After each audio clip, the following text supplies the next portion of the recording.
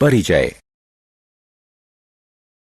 बच्चों, आप जानते हैं बहुत समय पहले लोग किस तरह चीजों की लंबाई नापा करते थे? वो चीजों की लंबाई अपनी हथेली, अपने हाथ या अपने कदमों से नापते थे, पर इन तरीकों से सही परिणाम नहीं मिलते थे। आज हम पैमाने, मैट्रिक स्केल और मेजरिंग टेप यानी फीते का इस्तेमाल करते हैं ताकि चीजों की सही लंबाई और ऊंचाई नाप सकें। आइए स्केल यानी पैमाने का सही इस्तेमाल करना सीखें।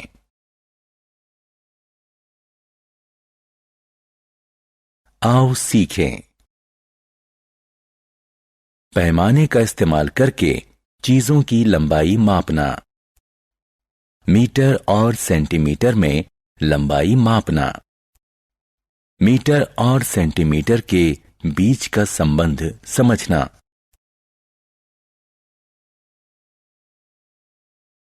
रूलर यानी पैमाना।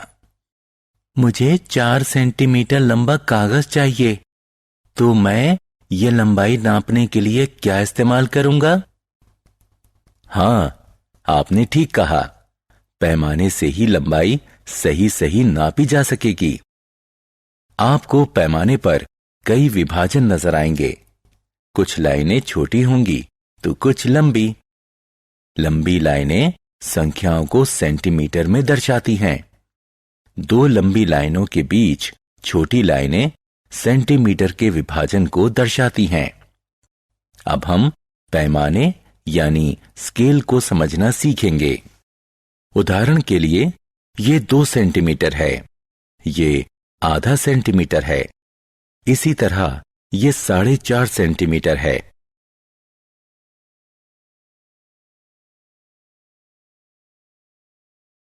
लंबाई मापना। रुकू अलग अलग चीजों की लंबाई मापना चाहता है। क्या आप उसकी मदद करेंगे? हर चीज पर क्लिक करके उसकी लंबाई मापो। रूलर या पैमानों की किस्में। पैमाने अलग अलग लंबाइयों के होते हैं। यहां जो पैमाना दिख रहा है वो 15 सेंटीमीटर तक की लंबाई का हो सकता है। दूसरा पैमाना 30 सेंटीमीटर तक की लंबाई नाप सकता है। पर कोई पैमाना हर चीज को नहीं नाप सकता। किसी पैमाने का इस्तेमाल सिर्फ कम लंबाई वाली चीजों को नापने के लिए ही किया जाता है, जैसे कि पेंसिल, स्टिक यानी छड़ी, नोटबुक, डस्टर, कंघी इत्यादि। लंबी चीजों को नापने के लिए मेजरिंग टेप यानी फीते का इस्तेमाल किया जाता है।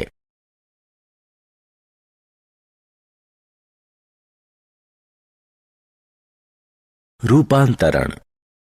आपकी माताजी कमीज का कपड़ा खरीदने के लिए बाजार में हैं। क्या दुकानदार किसी पैमाने से कमीज का कपड़ा नाप सकता है?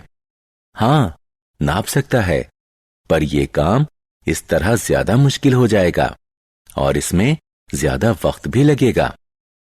तो वो इसे मीट्रिक टेप से नापता है।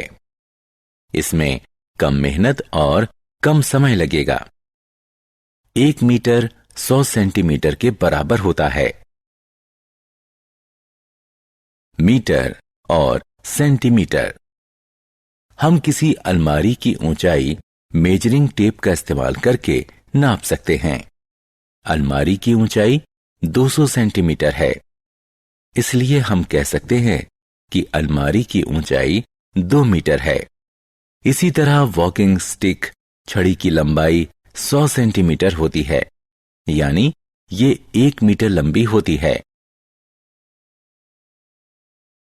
आइए अलग अलग चीजों की लंबाई की तुलना करें।